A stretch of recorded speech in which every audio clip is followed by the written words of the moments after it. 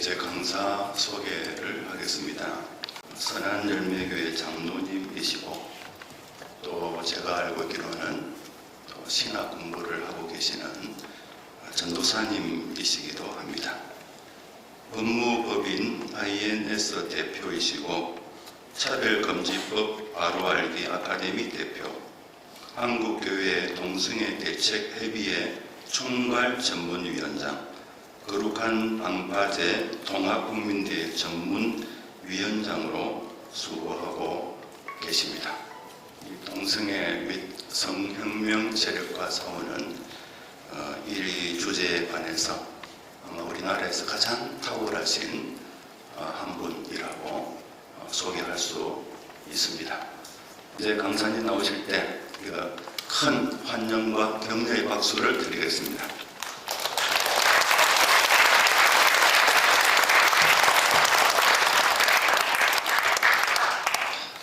네, 귀한 자리에 불러주셔서 감사합니다. 소개받은 조영길 장로입니다.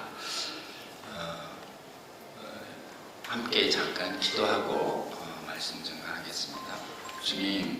주님이 사랑하시는 우리 대한예수교 장로회 통합교단의 대구 통로회 동성애 진도 대책위원회에서 하나님 이 시대에 전 세계의 교회와 그리고 지금 한국의 많은 교회들도 미혹시키고 있는 이 동성애와 차별금지법 문제를 하나님의 거룩한 성경 말씀에 의해서 잘 분별하고 하나님 이 시대에 주님께서 부르시고 택하신 귀한 성도님들이 교회를 위해서 해야 할 귀한 사명을 깨닫고 받을 수 있는 이 시간 허락하여 주셔서 하나님 감사합니다. 성령 하나님 이 자리에 함께하여 주시옵소서. 전하는 전하, 듣는 모든 주님의 귀한 성도들, 성령 안에서 이 시대에 주님께서 부르시는 거룩한 말씀과 사명 앞에 하나님 깨어나게 하여 주시고 이 거룩한 사명 성령의 의지에서 말씀의 의지에서 잘 감당할 수 있는 힘 주님으로부터 얻는 시간으로 이 시간 시종을 인도하여 주시옵소서. 예수님 이름으로 기도합니다. 아멘.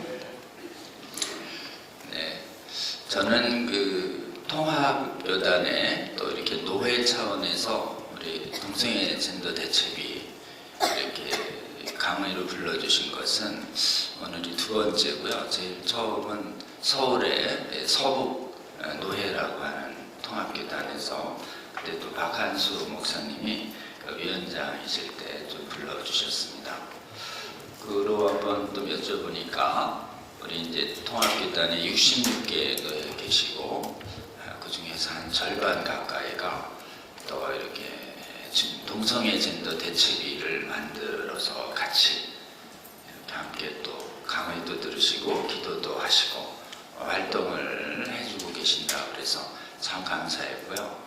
오늘 두 번째로 우리 굉장히 또 한국 교회사에서 동성애와 관련해서 굉장히 역사적으로 유서가 깊은 곳입니다. 우리 대구는 물론 서울을 이어서 동성애자들의 그 퀴어 축제가 가장 극심한 곳이기도 하고요. 대구는 또 하나 우리 한국 교회가 지금 굉장히 잘 맞고 있는데 이 잘 맞고 있는 그 힘이 어디서 나오나 이렇게 좀 추적을 해보면은 한국 교회가 성경을 굳게 믿는 그런 신학을 굳게 잡기로 그렇게 해서 성경에 오류 있다고 가리키는 그 신학 교수를 교단에서 용납하지 않겠다라고 하는 결의를 1953년도에 합니다.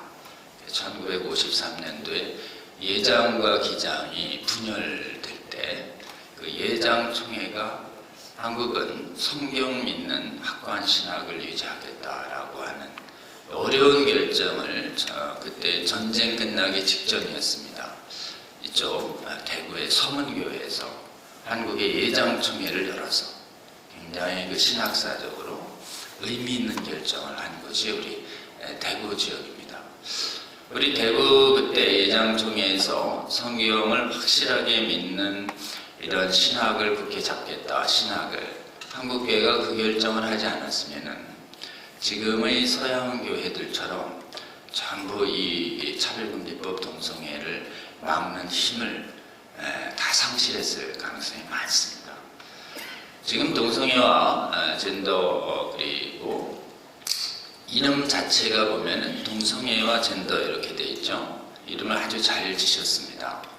그리고 법률에는 동성애와 젠더라는 말이 나오지 않습니다.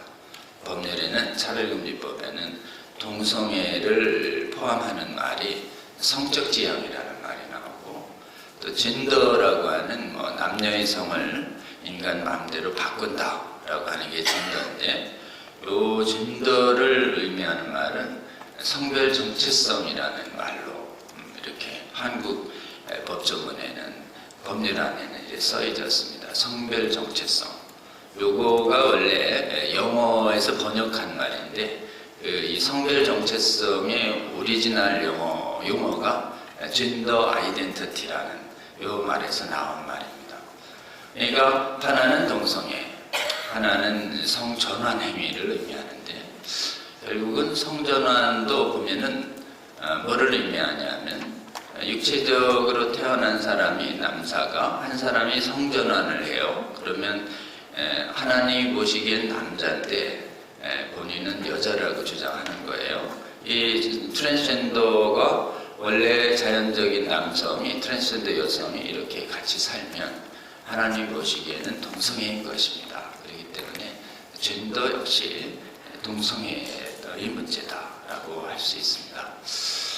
우리 오늘 지금 이 시대를 어떻게 분별해야 할 것이냐, 그리고 과연 오늘 그 강의의 본문처럼, 말씀의 본문처럼 우리 고린도전서의 이 말씀을 오늘의 이 시대에 우리가 하나님이 주시는 말씀으로 받을 수 있느냐, 이 말에 대해서 오늘 한번 여러분께 설명을 드리고자 합니다. 먼저 우리 지금 위원장님께서 말씀해 주신 것처럼 하나님의 말씀을 한번 같이 읽고 제가 증거하도록 이렇게 하겠습니다. 순서지에 불의한 자가 이렇게 고린도전서 6장 9절에서 10절 있는데요. 다 같이 한번 합독했으면 좋겠습니다. 시작.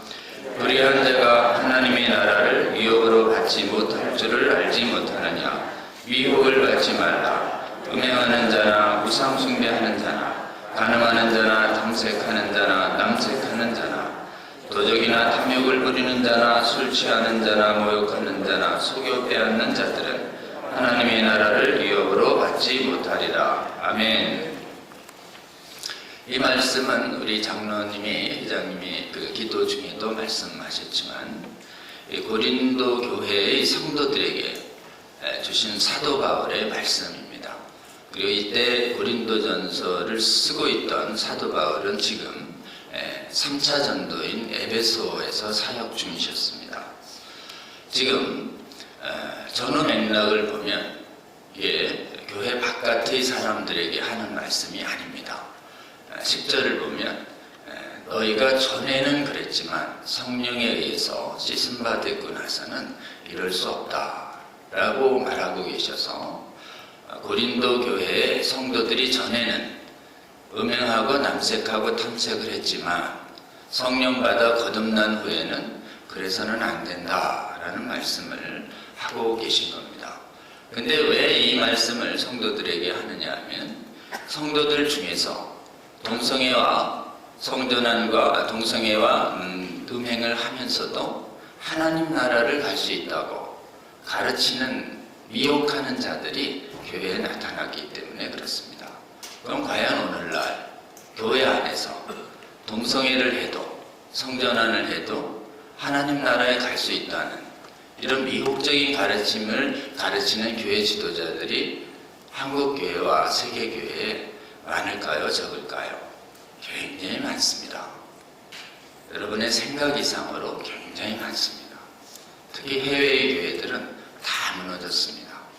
특히 해외의 교회들은 유럽부터 무너지기 시작을 해서 이 교회가 동성애를 받아들인다라고 하는 지경이 어느 지경까지 왔냐면 동성애는 더 이상 성경에서 금하는 죄가 아닙니다.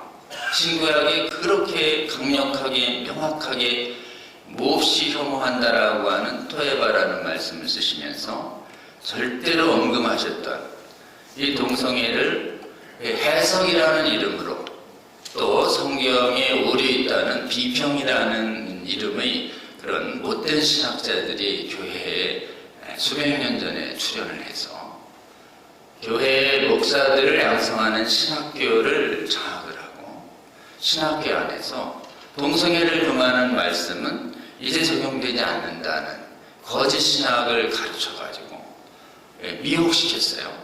이거를 받아들인 목사들이 교회 강단에 가서 동성애는 죄가 아니다라는 설교를 수백 년간 해왔기 때문에 지금은 뭐 서양교회 어디 가도 동성애는 죄입니다라는 설교를 말하는 교회보다 동성애는 죄가 아니다라고 하는 거짓 메시지를 이 고린도 교회처럼 하는 교회들이 지금 훨씬 많아졌습니다.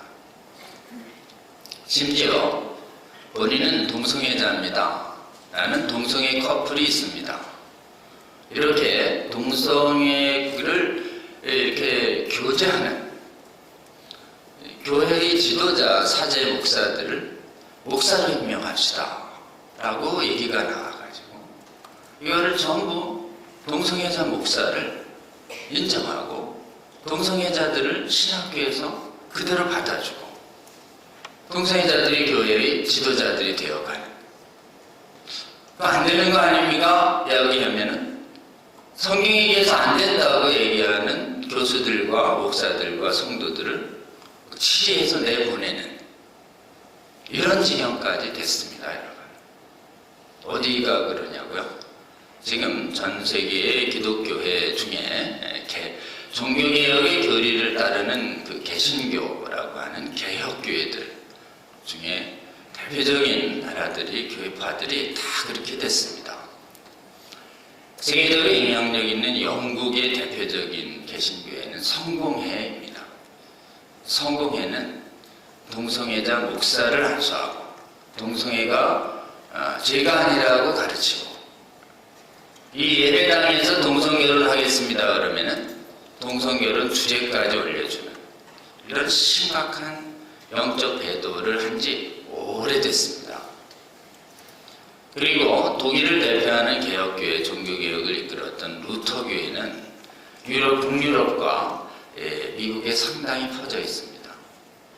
루터교회도 일찍부터 성경을 안 믿는 비평이 확산되면서 동성애를 적극 옹호하고 동성애자 목사 임명하고 메시지 선포되고 동성결혼 주례하는 거 독일 가면 아주 쉽게 볼 수 있습니다, 여러분. 독일에 있는 교포들한테 물어보면 동성애 반대할 수 없다고 여러분한테 설득하려고 할 겁니다.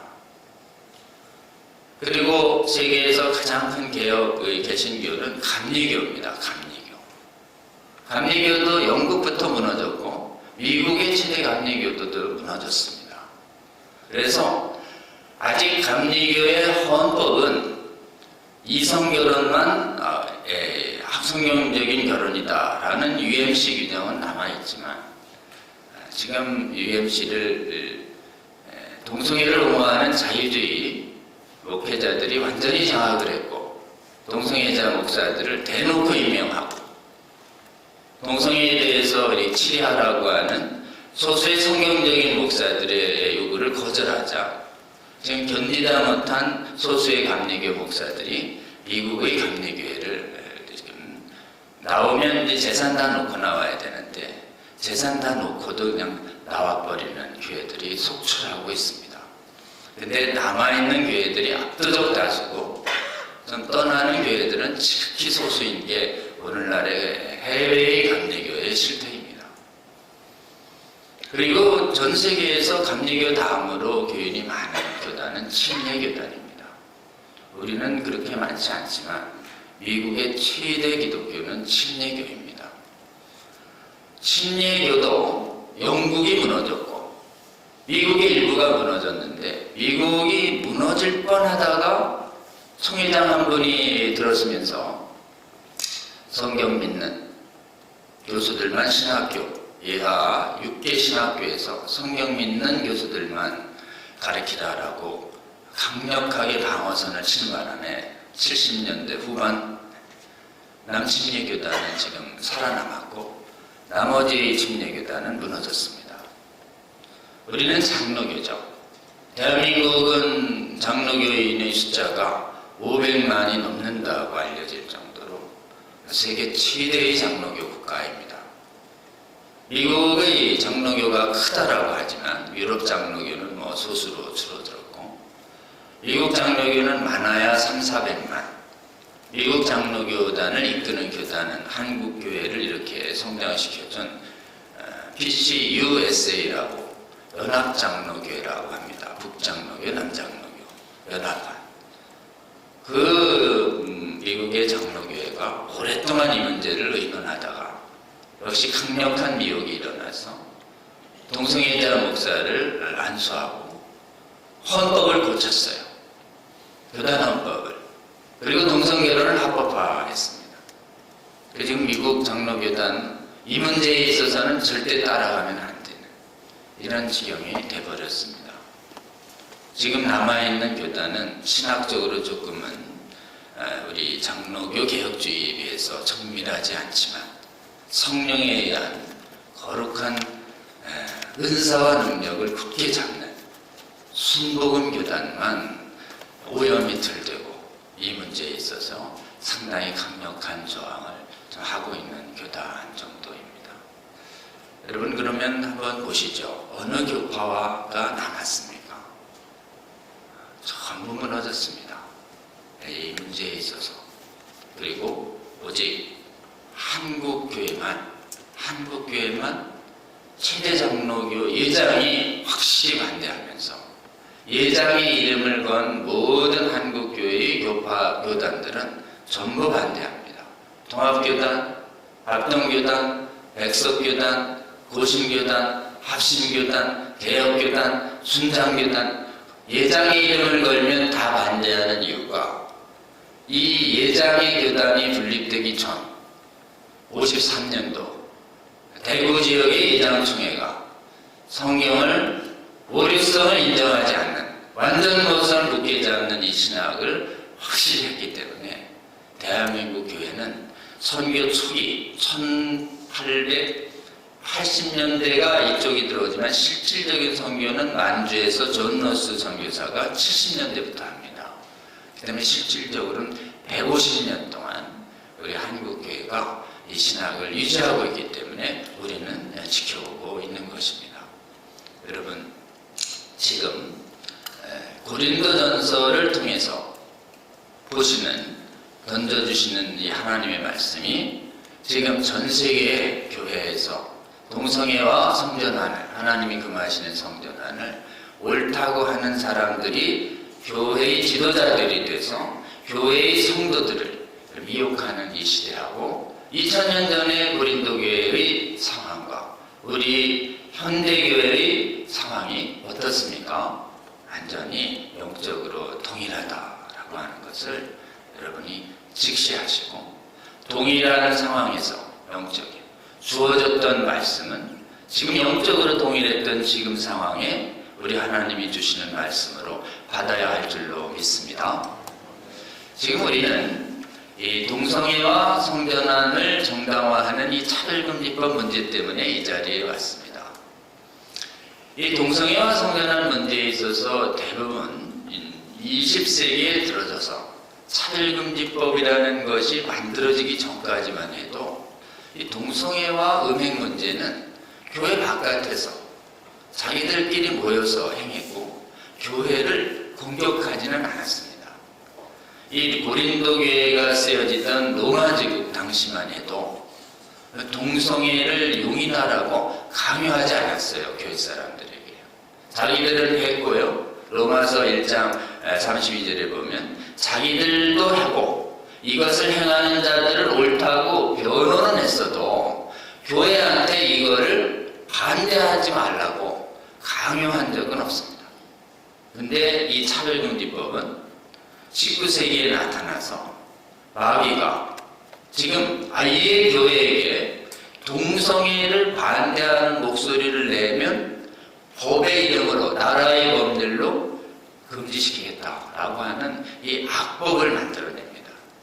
여러분, 그래서 이 차별금지법 동성애 문제는 자기들끼리 하는 걸 내두지 뭐 우리가 굳이 가서 막을 필요가 있나, 이렇게 생각하시는 분들이 적지 않아 있어요. 근데 여러분, 그렇지 않습니다. 이 법이 통과되면 안내 공문에서도 나와 있는 것처럼 우리의 성경적인 메시지 선포를 법 위반으로 봅니다. 그래서 음행과 동성애를 금하는 복음을 전도하지 못하게 돼요.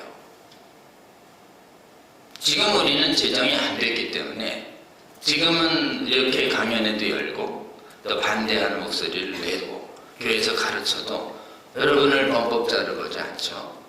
그러나 이 법이 제정이 되면 동성애와 성전환을 이렇게 반대하는 성경적 메시지를 전하면 어떻게 되는 게 법 위반으로 보는 법이, 그래가지고 말을 못하게 돼요. 이 영향으로 지금 미혹된 교회의 지도자들이 성경대로 이거를 지키고 말하는 교회의 지도자들조차 성도들에 의해서 쫓겨나는 지경이에요. 그리고 성도들이 쫓아나지 않아도 그 성도들 중에 그런 메시지를 듣고 있다가 사회법정에 가서 우리 목사님 동성애 반대하는 설교를 해가지고요, 우리 정신적 고통을 주셨는데요, 이렇게 진정해버리면 즉시 조사와 재판이 시작되는 것입니다. 무서운 세상이 오는 것이에요. 여러분, 첫 번째 막아야 할 이유, 그리고 이 막아는 것을 모든 교회가 깨어나야 할 이유, 이거는 이 법이 우리의 신앙의 자유를 뺏고 있다. 이것 때문에 막아서야 된다는 게 1번입니다. 이제 실체를 알아야 될 때 1번, 왜 막으려고 그래요? 그냥 내두지, 이럴 때. 그걸 막지 않으면요, 우리의 자유가 뺏겨요. 저 사람들은 자유고 우리는 반대할 자유가 뺏긴다니까요. 이렇게 뺏기면 안 되지, 이렇게 해야 되죠. 뺏는다는데도 가만히 있어요. 뺏는다는데도 가만히 있다가 당하고 있는 거예요. 얼마나 강력한 미혹이 있는지. 지금은 미혹의 시대입니다. 내가 오기 전에 많은 거짓 선지자들이 나올 것이다. 많은 사람을 미혹할 거야. 그리고 내가 택하신 중생시킨 사람들도 그 거짓 선지자들이 미혹시킬 거다. 지금 우리 예수님이 십자가 지시기 전에 거듭거듭 얘기했잖아요. 큰 거짓 선지자가 많은 사람을 택한 사람도 미혹. 지금이 그런 상황 아니겠습니까? 미혹에서 깨워야 합니다. 미혹하지 말라고 되어 있잖아요. 왜 속는다는 거예요? 왜 속느냐? 제발. 그래서 여러분, 첫 번째, 깨어서 이 법을 막아야 한다. 가만히 있어도 된다는 미혹에서 벗어나야 합니다. 자, 그러면 성도님들한테 이거를 가만히 있으면 안 돼요, 여러분. 용납하면 안 됩니다. 일어나서 막아야 됩니다. 왜 막는데요? 이것이 제정되면 우리의 신앙의 자유와 말씀을 전할 자유가 뺏겨요. 알려주셔야 합니다. 설마요. 이제 그 점에 이렇게 이제 의심하여, 뺏긴다니까요. 이래 얘기하면, 설마, 이래요.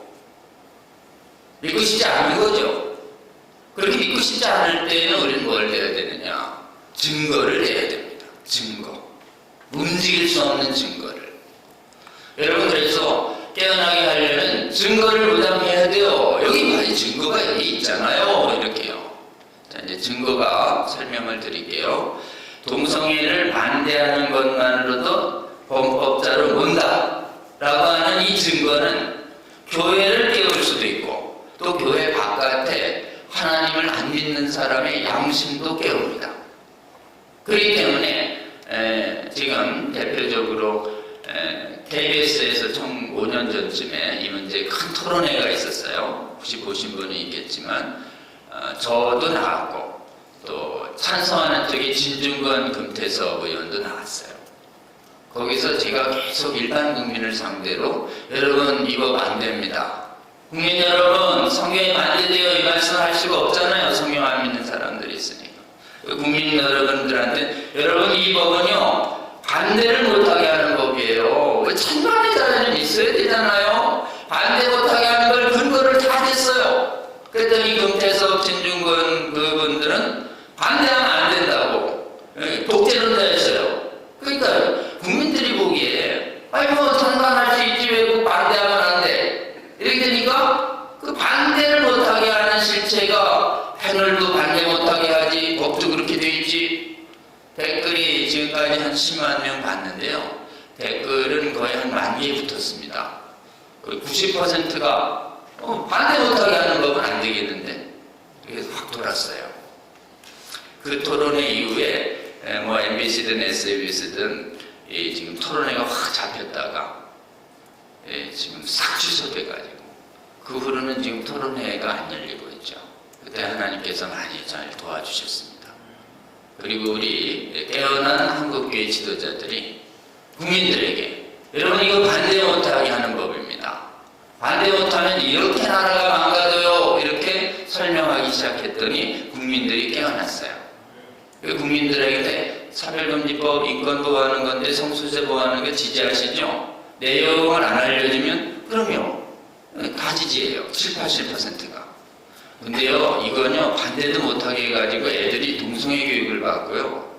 그 다음에 지금 뭐 육체적으로 아래가 전부 남자인데 여자라고 주장하면 여자 전용 화장실과 탈의실 목욕탕 다 출입시켜야 하는 법인데 이거 지지하세요? 뭐 그런 법이 있어요. 이래가지고 실체를 알려주면 싹 돌아섭니다. 그러니까 지금 알면 깨어납니다. 그러니까 첫 번째 알려주세요 여러분. 반대를 못하게 하는 법이다. 이제 반대 못하게 하는 법은 법조문과 사례와 보고서 세 군데 있어요. 법조문에 법에 어디에 반대 못하게 돼 있어요. 이렇게 얘기하면 법조문 이게 그거다라고 얘기해줘야 됩니다. 법조문에는 반대하면 처벌합니다. 직접적 표현이 없어요. 법조문에는. 그 법조문이 이렇게 돼 있습니다. 성적 지향과 성별 정체성 차별 금지 이렇게만 돼 있어요. 성적 지향 차별 금지, 성별 정체성을 이유로 한 차별 금지. 아니 이게 왜 동성애와 성전환을 반대 못하게 하는 거예요?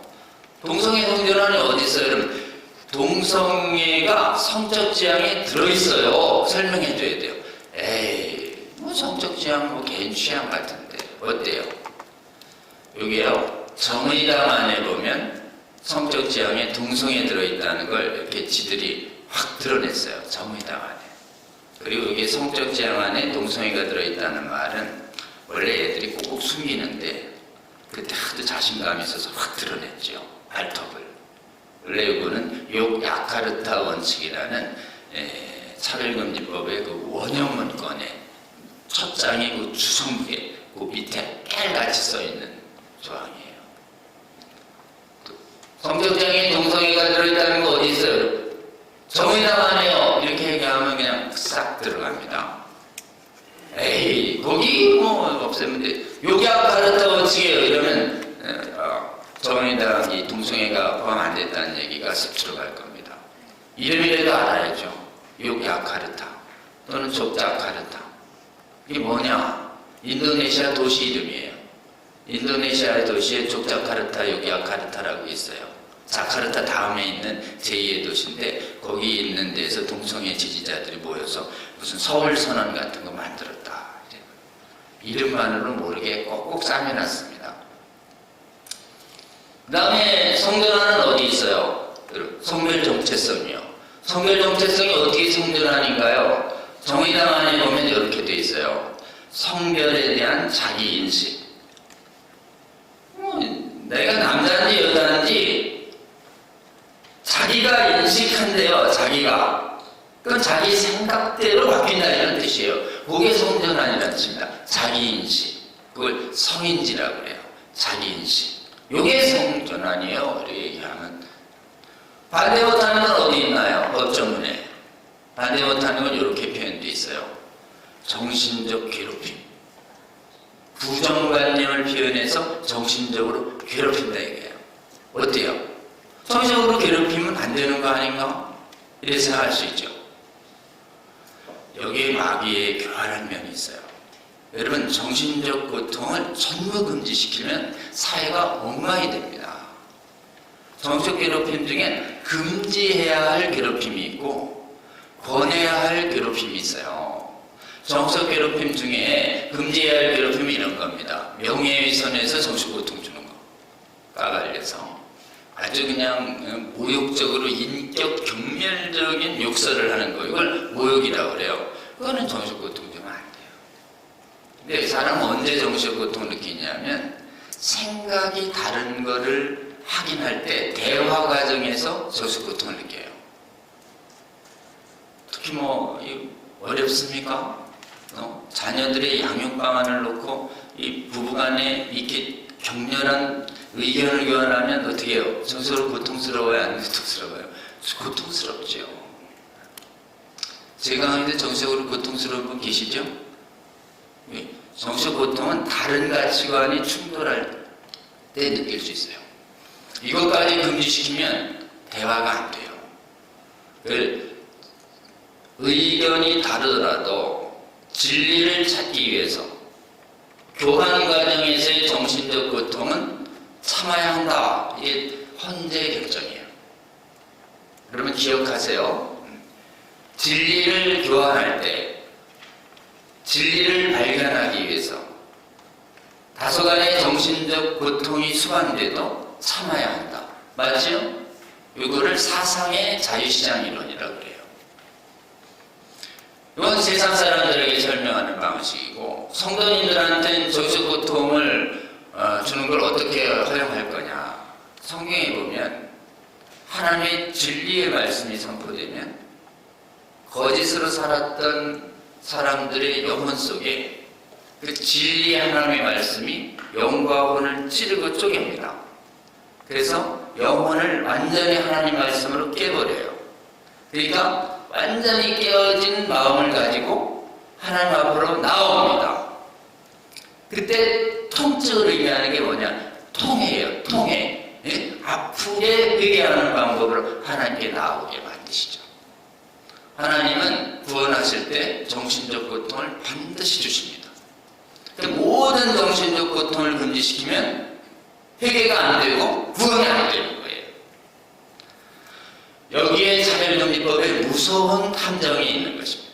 그러니까 여러분, 정신적 고통, 왜 지금 동성애자 앞에서 동성애 나쁘다고 자꾸 얘기하면 고통받잖아요. 왜 그런 얘기를 하십니까? 어때요? 이 말을 이렇게 말하는 교회 지도자들이 굉장히 많아요. 동성애만 돼요. 왜 동성애만 갖고 난리예요? 동성애 여자는 정신적 고통받잖아요. 이렇게. 여러분, 동성애도 죄고 다른 것도 죄죠. 성경은 이렇게 얘기합니다.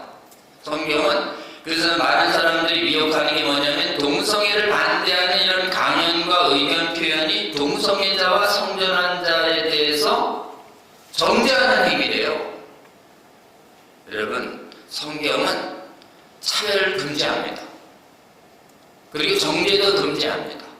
근데 성경이 말하는 차별과 정죄는 가장 여러분이 좀 정확하게 설명을 해주세요. 사람을 차별하고 사람을 정죄하는 걸 금지시키십니다. 모두 죄인이니까 특정한 사람만 죄인 아니죠. 그리고 기본적으로 헬라인 유대인 다 믿음으로 구원받는데 차별 없으니까 하나님의 은혜로 구원받은 너희들 서로 부자 가난하다고 해서 유대인 헬라인 배웠다고 해서 차별하지 마라 라고 하는 말씀이 골로새서, 로마서, 야고보서에 다 있어요. 그러니까 성경에서 말하는 차별 금지는 사람 차별 금지예요. 조금은 정확하게 굉장히 핵심이니까 먼저 따라해 볼까요? 사람 차별 금지. 이게 성경의 대원칙이에요. 근데 행위는요. 하나님은 행위를 철저히 따지십니다. 행위는 이게 거룩한지 더러운 건지, 의로운지 악한 건지, 선한지 악인지 다 따져요. 행위는 엄중하게 따집니다. 그래서 우리의 삶 중에 하나님을 대역하는 거짓된 행위, 악한 행위, 죄지요. 그 죄를 우리 힘으로 해결 못하니까, 너희 힘으로 죄값 못 치르니까, 너희들이 죄값 치르면 싹 죽어야 되니까, 너희들 살리고 죄값 치르기 위해서 하나님의 아들 예수님을 보내시고 아들 예수님이 스스로 오셔서 십자가에서 그 죄를 감당하신 거죠. 얼마 안 있으면 지금 부활절이 옵니다. 예수 그리스도가 왜 오셨나요? 악한 죄 때문에 오시지 않으셨습니까? 그 죄는 예수 그리스도의 보혈 이외에는 씻을 수 없을 정도로 하나님은 강력하게 혐오하십니다.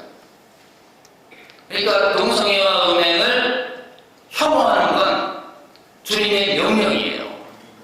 동성애자와 음행하는 자를 사랑하는 건 주님의 명령이에요. 그렇기 때문에 음행한 여인이 왔을 때 정죄하지 않겠다. 죄의 심판까지. 그러니 가서 다시는 죄를 짓지 마라. 음행하는 자 앞에서 예수님이 말씀하시잖아요. 음행은 죄라고.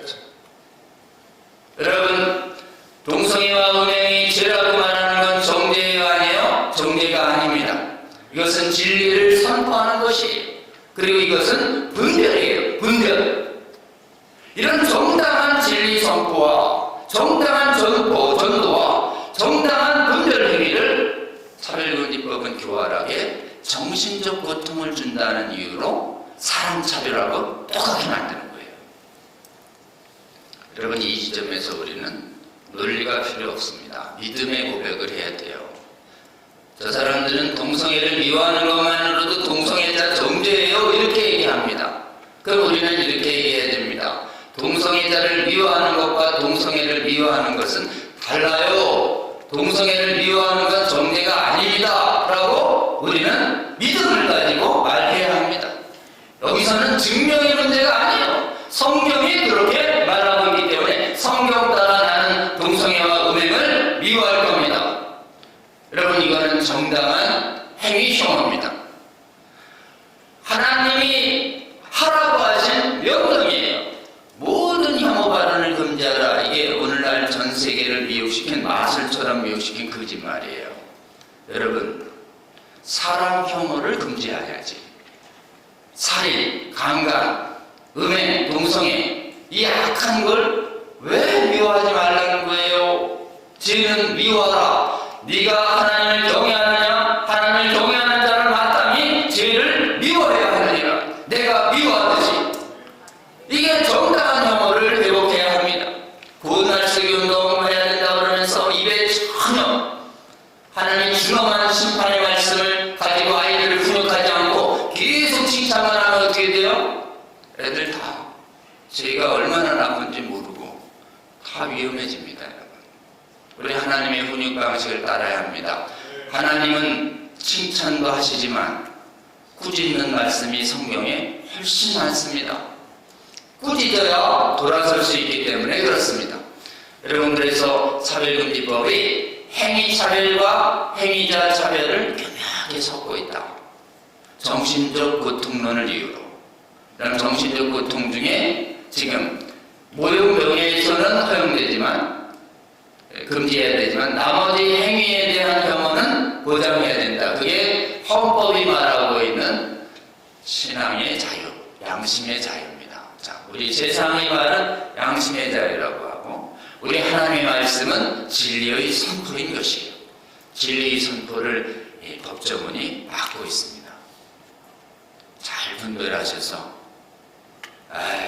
이 조문이 그렇게 해석된다는 게 어디 있어요? 일부러요, 이제.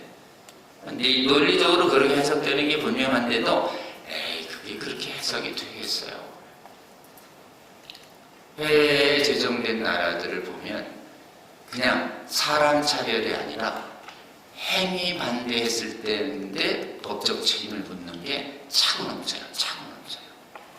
해외 사례들을 제공해야 됩니다. 인터넷에서 쉽게 찾을 수 있는 거를 여러분 이 스마트폰 열어서 여기 보면 있잖아요. 이렇게 얘기하세요. 증거를 제시하는 방법입니다. 자, 대표적인 사례 한 3가지는 인터넷에서 찾아서 주세요. 첫째, 노방에서 동성애 반대 설교한 사람을 체포하고 지금 조사를 해서 구금을 시켰었습니다. 영국의 토니 미아노라는 분이 있습니다. 신문에 났어요. 찾아보세요. 토니 미아노 노방 설교 체포 조사. 목사님이에요. 그러니까 이제 뉴스앤조이에서 이랬어요. 뭐 여러 자리에서 그렇게 큰 소리 치니까 처벌하지 동성애 반대는 아니죠. 아니에요, 여러분. 공개적인 장소에서 큰 소리로 응원하고 노래한 사람은 안 잡아갔어요. 큰 소리로 동성애 반대 설교한 사람은 잡아간 거예요. 그게 아프니까 오히려 진실을 말하는 걸 가짜뉴스라고 막 딱지를 붙여요. 그래서 그러면 여러 자리에서 조용히 하세요. 조용히 하면 안 잡아가지. 그럴까요? 그래서 또 사례가 있어요. 말 한마디 안 하고 동성애는 죄입니다라는 편말만 듣고 있었어요. 어느 한 성도가. 그 성도 이름이 신문에 났습니다. 해리. 이 해리라고 하는 영국 성도가 편말 갖고 있다가 폭행당하고 기소돼서 벌금을 받아요. 입 뻥끗 안 내고 이렇게 피켓만 들고 있었는데 해리 해몬드 인터넷 치면 나옵니다. 해리 해몬드 영국. 왜 자꾸 교회 바깥으로 나와요? 교회 안에서만 하죠. 교회 안에서만 하면 안 잡아가지. 어때요? 이거에 또 목사님들이 미혹돼요. 아유 뭐 싫어하잖아요. 우리끼리만 갑시다. 싫어하잖아요. 그러면 교회 안에서 했더니 안 잡아갔을까요? 또 알려주세요. 여러분 교회 안에서 설교하다가 재판받으신 분이 있어요. 인터넷에 칩니다. 아케 그린 스웨덴. 자기 회중에게 동성애는 아닙니다 라고 얘기했는데 회중에 누군가가 지금 바깥에 찔렀어요. 이 양반이 기소됩니다. 검찰에. 재판할 때 목사님들이 다 유명해요. 왜 그걸 그런 설교를 해가지고 이 양반이 1심에서 실형당합니다. 혼자 비용을 들여가요. 2심, 3심에서 간신히 무죄 당했는데 아케그린 목사가 회중의 동성애 반대 설교에서 두들겨 맞는 거 보고 스웨덴의 모든 강단에서 동성애 반대 설교가 싹 사라져요. 자, 기억해야 되겠죠? 이 3가지 사례. 다 목사님들 같은데 평신도들은 평신도들 괜찮을 것 같죠? 교사들이 동성애 반대 강연했다. 전부 징계됩니다. 동성애 반대 상담한 상담사 의사 다 면허 어렵게 됩니다, 여러분. 빵집 운영하는 동성애 반대 지지한다고 케이크 써달라는데 거절했다. 아예 작심하고 동성애 지지하는 수백 수천의 변호사들을 동원해서 거액의 소송을 해서 빵집 사례가 많아요. 빵집 사례. 빵집도 안전하지 않습니다, 여러분. 간신히 이겼어요, 위에 가서. 그때 또 저기. 그러면 어때요? 아유, 조용하게 살자. 이러다 싹 문다. 설마 그러냐 하다가 하나님이 사태를 하나 만들어냈습니다. 캘리포니아 한인이 운영하는 스파에. 아래가, 하체가 완전히 남성인 사람이 나 성전 안 했다고 주장하면서 지금 여성 지금 찜질방, 목욕탕, 샤워실에 들어가냐 난리 났죠? 그래서 못 들어가게 하니까 동성애자들이 날 들어와가지고 막 서로 폭행을 해가지고 피 터지는 사태가 있었고 법적으로 가니까 허용하라 그래가지고 그게 대서특필됐죠. 중앙일보에 LA 찜질방 사건. 그러면서 한국의 차별금지법 제정에도 문제없어요라는 얘기가 쑥 들어갔어요. 하나님이 그 사건을 적시에 만드셨다고 저는 생각합니다. 여러분, 해외는 이미 많이 무너졌어요. 특히 제가 종교개혁 관련 있어서 조금 제네바 갔는데 제네바 대학 식당 안에 화장실 보고 깜짝 놀랐습니다. 남녀 구별이 없어요. 그냥 남자 여자 그냥 마구 들어가요. 성별을 구별하지 않습니다. 그냥 화장실에. 화장실에서 자꾸 사고 나는 거죠. 여러분, 이제 이 동성애 문제에 대해서 이렇게 반대를 못하게 한다라고 하는 게 해외의 사례들이다 제시하면은, 그리고 전화하면은 특히 선진국들을 중심으로 무너지고 있습니다. 유럽, 북미, 캐나다, 미국의 일부죠. 특히 미국에서도 잘 사는 주들이, 조금은 경제적으로 전통적으로 이 농업 위주가 많은 중부 쪽은 괜찮아요. 이쪽 캘리포니아 태평양 쪽과 보스턴 쪽이 이렇게 무너지기 시작을 하고 있고요. 남아공 뉴질랜드 호주는 싹 무너졌습니다. 선진국들이 더 위험해요. 그러면 참고로 교회 내부도 무너지는데 교회 외부는 어떻겠습니까? 교회 외부는 진짜 위험해요. 특히 공교육 과정이 굉장히 위험합니다. 유치원, 초등학교, 중학교, 고등학교. 대학, 이 기숙사 있는 곳이 진짜 위험합니다, 여러분. 기숙사. 방을 혼자 쓰게 하지 않아요. 보통은 2명 있습니다. 지금 기숙사 쓰다가 동성애자랑 같이 쓰다가 방에 봉변당합니다. 말도 못하는 경우가 한두 개가 아니에요, 여러분. 그러니까 해외 유학 보내실 땐 반드시 지금 기숙사를 조심하시는 여가 여러분 되시면 좋겠습니다. 그리고 이제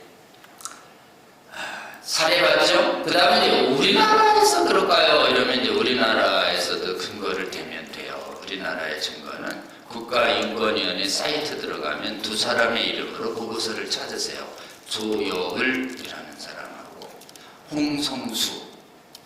국가인권위가 2005년과 2013년에 거액을 주고 동성애 옹호자들에게 용역을 발주해서 뭐가 성소수자 차별인지 보고서를 내게 해요. 거기에 보면 이게 있어요. 동성애가 비정상이다 라고 상담하면 차별로 되어 있습니다. 우리나라 문건이에요. 동성애가 비정상이다 이렇게 말하는 기독교인이 아니에요. 일반 국민들 그 누구도 다 차별로 보겠다 해요. 국가인권위가 처벌조항만 없이 차별금지법이에요. 성적지형 차별금지가 있거든요. 그 다음에 이것도 차별로 봐요. 결혼은 남녀가 해야지. 여러분 이 발언도 못합니다. 나중에 왜 남녀가 해 같은 길이 못하고 이렇게 시비를 걸어요. 더 나아갑니다. 이 차별금지법이 동성애와 성전환에 있어서 행위 반대를 행위대 반대를 몰잖아요.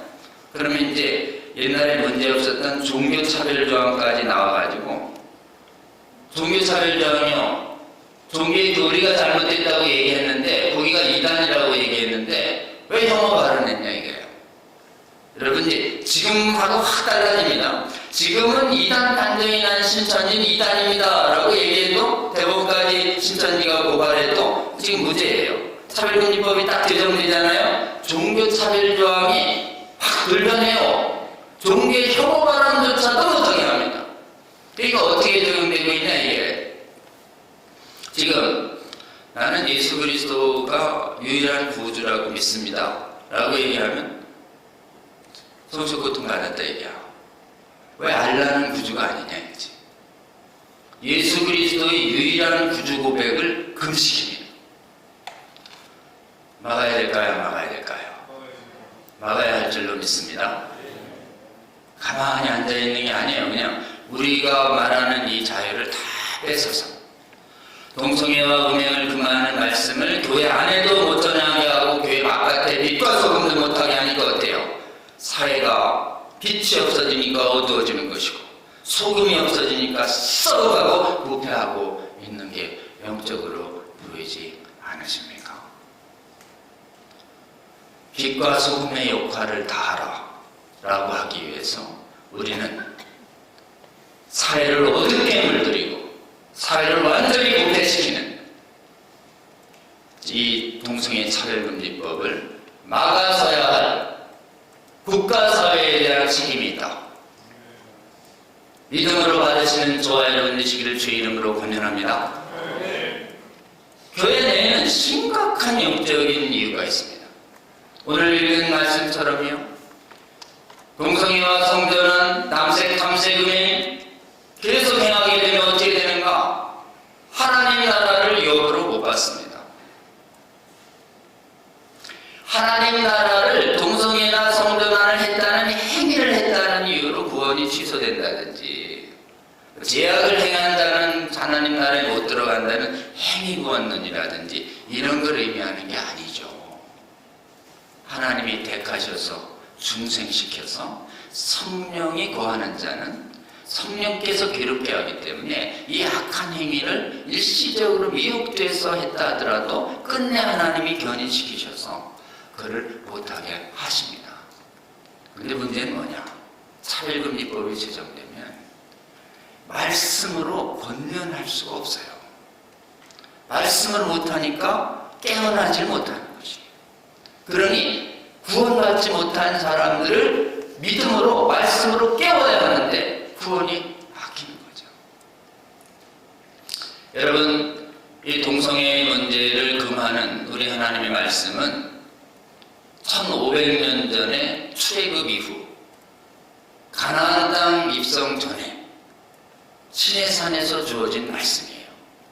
너희들이 살았던 애굽 땅의 그 가증한 근치상간과 들어갈 이 가나안 땅에 수간과 음행과 동성애, 가나안, 아벨이 지금 바알과 아세라를 섬기는 가증한 풍속을 행하지 마라. 너희들도 행했었지만 지금부터는 안 돼 라고 말씀하셨던 거죠. 여러분, 바알과 아세라는 풍요의 신입니다. 다산의 신이에요. 풍요와 다산하기 위해서 바알과 아세라에게 짐을 드린 다음에 바알과 아세라를 섬기는 남창 여창들과 완전히 난교를 행하는 것이 당시 예배법이었고, 그렇기 때문에 남창과 여창이 음행과 동성애를 주도하고 있던 거죠. 그때 우리 하나님은 가장 가증한 죽이라, 반드시 제하라 라고 얘기한 이 동성애가 당시 세계 경제적으로 군사적으로 최강대국이 거기가 이걸 마음대로 쾌락을 위해서 경제적 번영을 위해서 행하더라도 구원받은 너희 백성들은 내가 거룩하니 거룩하라 라고 하는 이 말씀을 철저히 지켜야 하고 대대로 가르쳐야 했습니다. 근데 이걸 못 가르쳤어요. 그 경제적으로 풍요한 사람들과 자꾸 혼합을 했어요.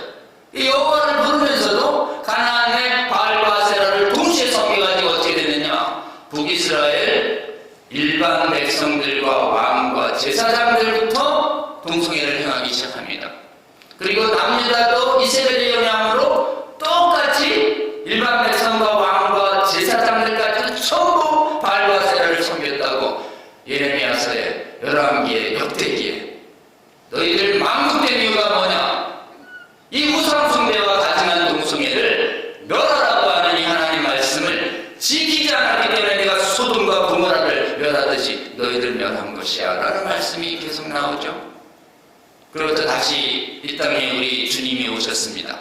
이제 복음을 가지고 이스라엘 백성뿐만 아니라 열방으로 나아가야 돼요.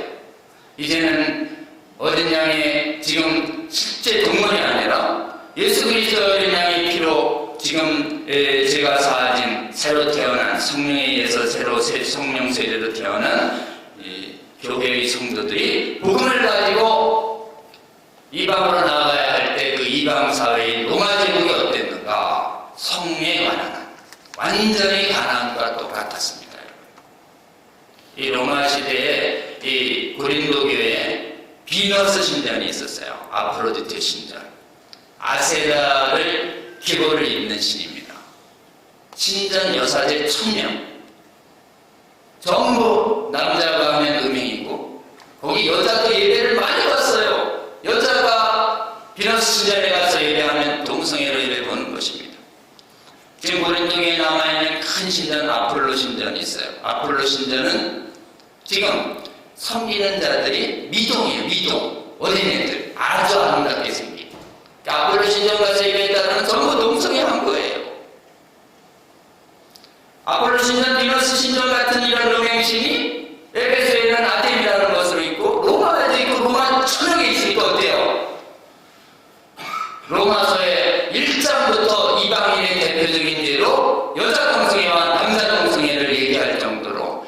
사회는 완전히 동성애로 부패했던, 소돔과 고모라처럼 완전히 멸망해도 지금 현상 정도로 부패했던 땅에 하나님의 은혜와 복음이 가는 것입니다. 그곳에서 왕들이 동성애를 행했다는 기록은 수에트니우스의 12명의 시저들이라고 200년대에 나온 역사서가 다 증언하고 있어요. 시저부터 도미티아까지.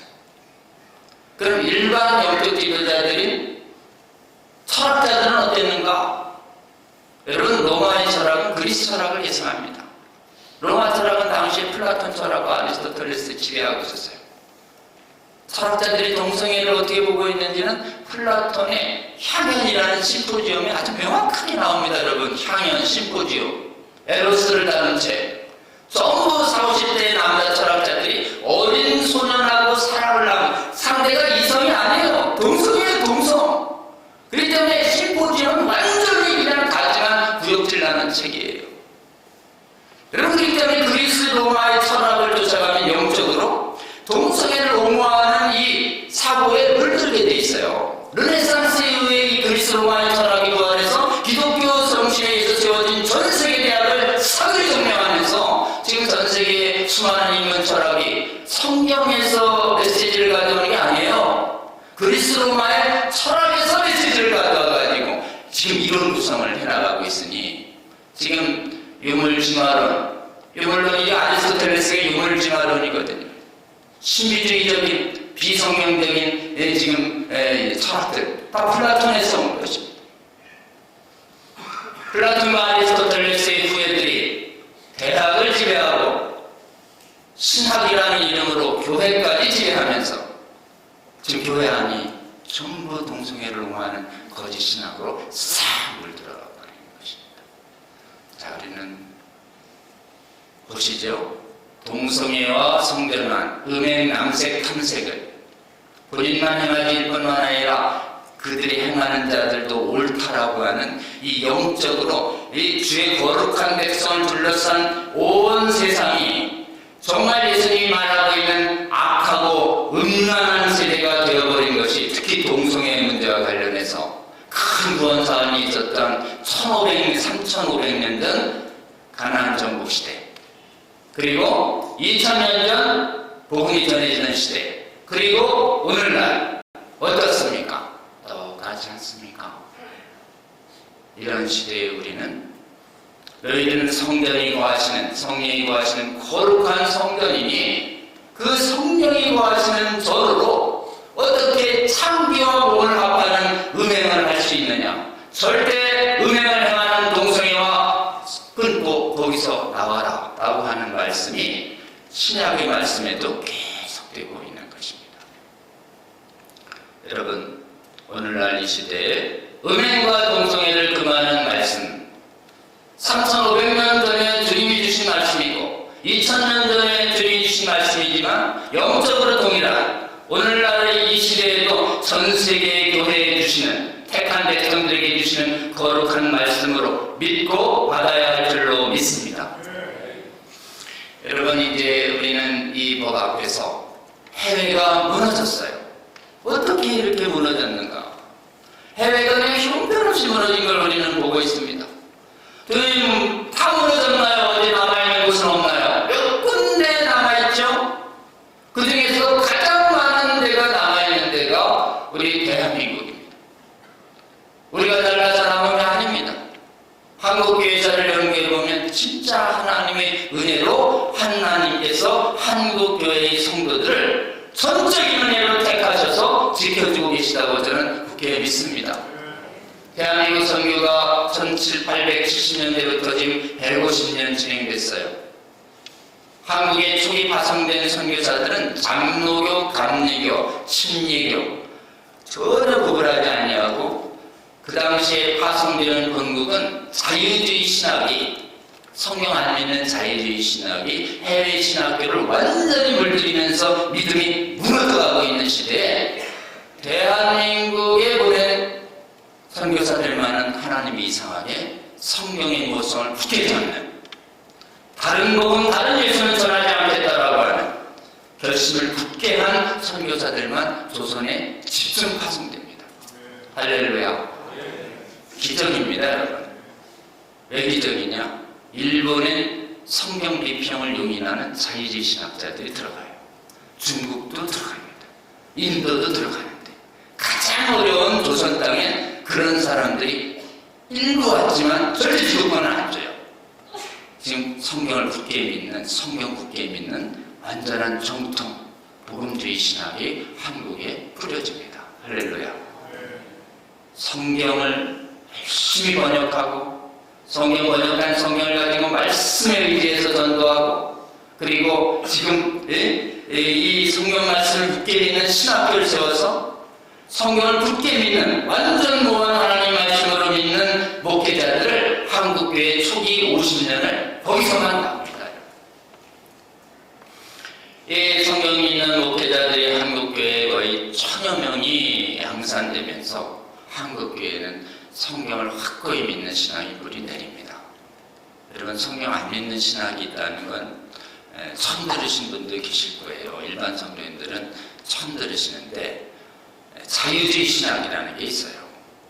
자유주의 신학은 성경을 하나님 말씀으로 안 봐요. 인간책으로 봅니다. 자꾸 따져요. 그리고 예수님을 창조주로 안 봐요. 인간으로 봐요. 아리우스 2단이에요, 여러분. 삼위일체를 안 받아들여요. 이성으로 이해 안 된다는 이유로 성령의 기적을 다 부인해요. 지금 성령의 기적도 싹 빼요. 동정녀 탄생도 싹 빼요. 그러니 지금 우리가 좀 있으면 맞을 십자가의 대속에 의해서만 구원되는 걸 안 믿어요. 그럼 뭘로 구원받냐? 도덕적인 반성으로 구원된다고 그래요. 도덕 반성으로 구원되면 지금 여기 유대교나 불교나 이슬람이랑 똑같아지는 겁니다. 그러니까 종교 간의 대화가 되는 거예요. 대속을 부인하니. 그러니 부활, 승천, 재림도 안 믿습니다, 여러분. 그러니 천국까지도 안 믿지요. 이게 무슨 기독교예요? 근데 기독교라는 이름으로 신학계에 딱장하고 그랬어. 전부 목회자들을 이렇게 성경 안 되는 목사들을 오염시켜버리니까 해외교회가 북상추적 안 된 것입니다. 이런 상황에서 해외가 다 무너져 내릴 때 성경 안 믿는 자유주의 신학과 강경하게 맞서 싸우도록 이렇게 한국교회를 깨우시고 지키신 분이 우리 하나님입니다. 유학파들이 성경 비평 받아들이자 조금 더 우리는 거 아니냐. 30년대 움직임이 있다가 이 아빙돈 주석 자유주의 주석이 이름 올린 걸 예장은 총회를 열어서 해외 유학파들을 경고해버립니다. 다들 하지 말라고. 그러다가 다시 일제시대에 우상숭배, 천황숭배는 우상숭배가 아니라면서 타협하려고 하자 이 성경 믿는 신학이었던 평양신학이 스스로 폐결해버리죠. 그 중에 자유주의 신학자들이 그때 일어나서 조선신학교라는 걸 운영해가지고 천황 숭배하면서 1938년부터 해방 이후 상당한 기간까지 한 10년간 성경에 오류 있다는 잘못된 신학이 그때 한국 교회를 덮칩니다. 위기가 왔어요. 그래가지고 해방되고 나서 조선신학교에서 공부하던 신학생들이 깜짝 놀란 거예요. 목사님들은 뭐라고 가르치는데 왜 여기 교수들은 히브리어 교수, 헬라어 교수 다 성경에 오류 있다고 가르치는 거야? 안 되겠다. 그래가지고 51명이 진정서를 만들어가지고 총회의 어른들한테 알려야 되겠다. 그래서 1947년도에 51인 신학생들이 퇴학을 각오하고 총회에 이 교수님들이 성경에 오류 있다고 가르치는데 좀 조사해 주세요라고 하는 51인 진정사건이 발생합니다. 총회가 조사해 놨어요. 그리고 그 교수들을 지금 치료하려고 하니까 그 조선신학교 동문들과 신학생들이 들고 일어나서 총회를 완전히 뒤집어 엎고 깡패로 가지고 난장판을 만들어 놓은 게 6.25 직전이에요. 총회 신학교가 개혁이 안 됩니다.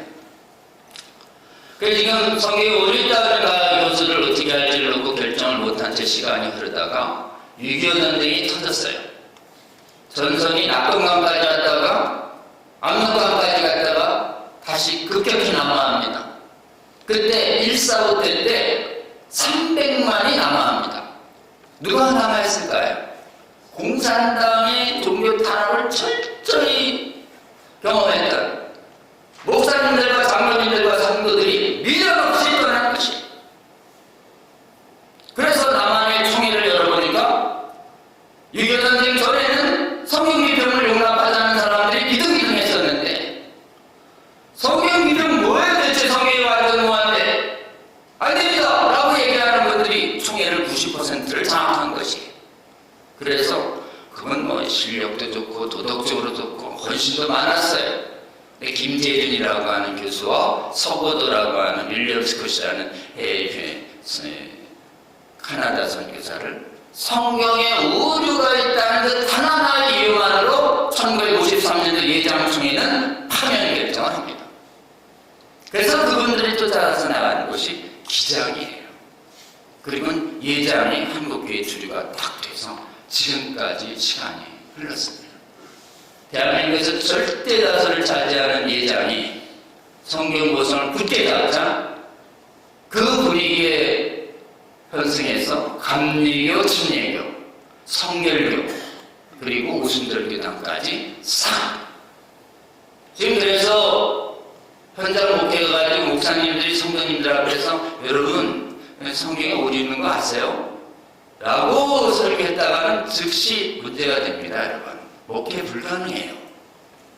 여러분 이렇게 완전히 성경을 하나님 말씀으로 알고 굳게 믿는 신앙을 전 세계 교회가 다 버리고 있는데 150여 년간 대한민국에 남아있습니다. 여러분 누가 해주신 것이죠?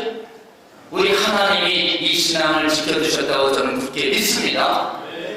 또 하나 성경을 굳게 믿으니까 기도하면 성령이 기적적으로 은혜를 베푸신다는 것을 지금 사람들이 기도하기 시작했어요.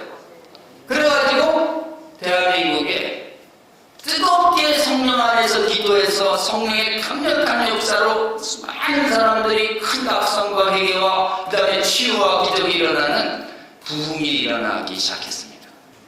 1903년에 감리교 부흥이 시작됐고, 원래 장로교는 부흥이 안 치래요 여러분. 근데 장로교에 부흥이 떨어져요. 평양대로. 장로교의 부흥을 주도한 사람은 조지 휘필드처럼 길선주 목사가 말씀으로 부흥을 이끌었고, 김인교 목사가 엄청난 신유와 치유 이적을 이끌면서 1920년도까지 대한민국의 부흥은 장로교가 이끕니다. 장로교의 부흥이 좀 사그라지니까 성경활동 노선이는 성결부 부흥이 30년대에 이르렀고, 50년대에는 오순절 부흥과 그 다음에 침례교 부흥이 이끌면서 대한민국의 교회를 지켜온 건 두 가지입니다. 여러분 말씀과 성령 안에서의 부흥이에요. 이걸 한국교회는 거의 교파의 차이가 없이 말씀이 살아있고 성령 안에서의 간구가 살아있는 세계의 거의 유일한 섬나라처럼 되어버렸습니다. 이렇게 되기 때문에 차별금지법 문제가 딱 들어서자 한국의 교회는 믿음이 살아있었고 기도가 살아있었기 때문에 정치적으로 여당을 지지하든 야당을 지지하든 민주당을 지지하든 국힘당을 지지하든 상관없이 이 문제에 있어서 연합합시다 라고 하는 놀라운 연합이 일어나서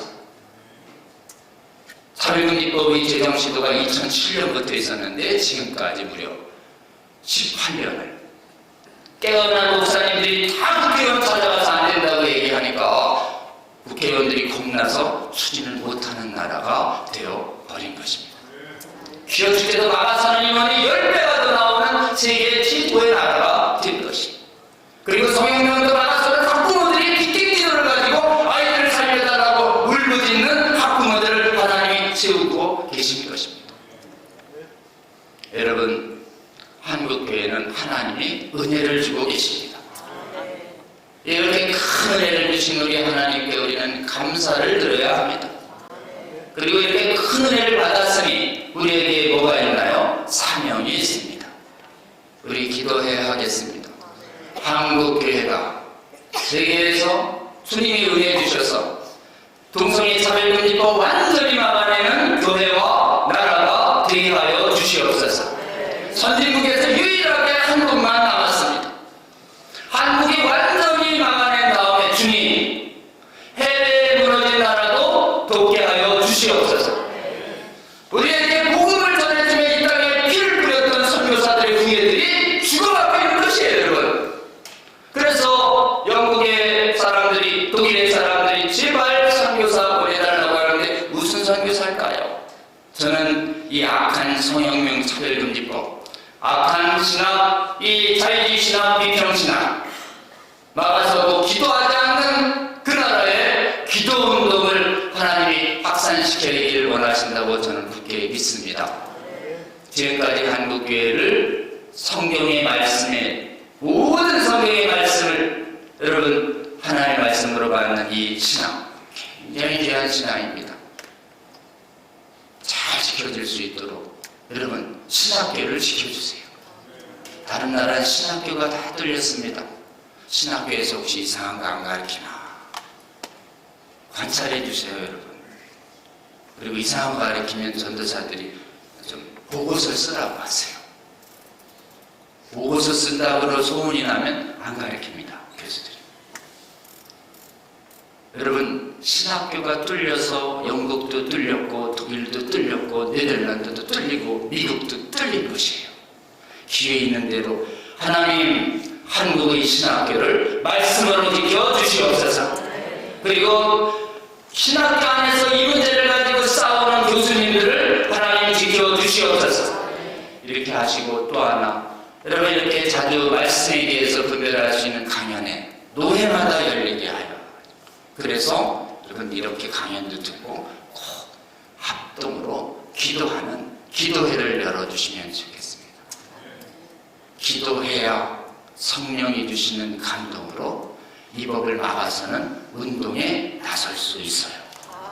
기도하지 않고는 나서기가 어렵습니다. 여러분, 말씀과 기도로 한국교회가 더 깨어나고 더 세워지게 하셔서 주님이 마지막 시대에 악한 차별금지법 성혁명 완전히 막아서고 비평신학도 완전히 막아서고 성령 안에서 기도의 능력을 체험하는 정말 성경적 교회로 한국교회 전체를 회복시켜달라고 기도해 주시고, 이렇게 무너지지 않고 회복된 한국교회 하나님 마지막 시대에 남기셨으니 이 은혜 받은 한국교회 성도들, 무너진 해외교회들, 주님의 몸된 교회 그 나라의 백성들을 구하는 데까지 나아갈 수 있도록 여러분 꼭 기도해 주시고 건면해 주시면 좋겠습니다. 이거 하지 않으면 하나님 나라 유업 못 받는 영원한 지옥의 심판에 피할 수가 없습니다. 지옥이 있음을 여러분 말씀에 의해서 선포하고 가르쳐 주셔야 합니다. 교회 바깥은 유물진화론이 완전히 덮었어요. 그리고 교회 안은 세속주의라고 해가지고 이 예수님 믿고 천국 간다는 말씀이 사라진 게 오래됐어요, 여러분. 근데 여러분 이 모든 것의 치유책이 뭐냐? 천국이 있고 지옥이 있다는 걸 말씀에 의해서 그냥 증명하는 게 아닙니다, 여러분. 선포하세요. 이게 선포하면 하나님의 택한 백성의 영혼이 깨어납니다. 그럼 동성애 열심히 하다가도 지옥이 있음이 깨달아지면 어때요? 뚝 끊어지는 것입니다. 이 땅에 막 가난과 건강 연연하다가 천국과 지옥이 있음이 깨달아지면 고난을 견디고 주님의 사명을 감당하는 사람으로 세워지는 것입니다. 여러분, 오늘 고린도전서의 말씀처럼 하나님 나라의 유업은 말씀을 굳게 잡고 말씀에 의지해서 기도하는 자에게 주어질 거라고 저는 굳게 믿습니다. 이 믿음을 끝까지 지켜나가는 저와 여러분 되셔서 우리 53년도에 대구에 있는 예장총회를 통해서 한국교회를 지켜주신 하나님, 주님 또다시 은혜 주셔서 대구 지역의 성도들을 말씀으로 기도로 깨워주시고 이 힘으로 한국교회도 또다시 지켜주시고 세계교회도 지켜주시는 그런 은혜 베풀어달라고 우리 함께 기도하며 나아가시는 저와 여러분 되시면 좋겠습니다. 잠깐 제가 기도하고 그다음에 질문을 받겠습니다. 기도하겠습니다. 주님 감사합니다. 우리 주님이 사랑하시는 한국의 수교장로회 통합교단의 대구 동로회 귀한 목사님들, 장로님들, 또 교회 권사님들, 집사님들, 성령님들 앞에서 오늘 이 시대를 어떻게 분별해야 할지 이렇게 잘 알 수 있는 시간 허락하여 주시니 감사합니다. 한국교회가 얼마나 큰 일을 입었는지도 알게 해주셔도 감사합니다.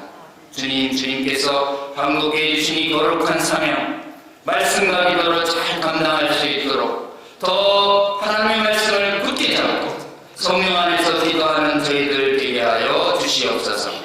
깨우쳤으니 다시 잠들지 않게 하여 주시고 아직 깨지 못한 하나님 주의 몸된 교회 백성들 그리고 이 나라 많은 국민들 하나님 주님의 진리의 말씀을 깨워내고 기도로 주님의 은혜를 구해서 대한민국 교회를 지키고 한국을 지키고 그리고 해외의 많은 주님의 몸된 성도들도 잘 섬길 수 있는 마지막 시대의 귀한 성도님들 될 수 있도록 주여 마지막 끝날까지 저희와 함께 동행하여 주시옵소서. 감사드리며 예수님 이름으로 기도합니다. 고맙습니다, 여러분.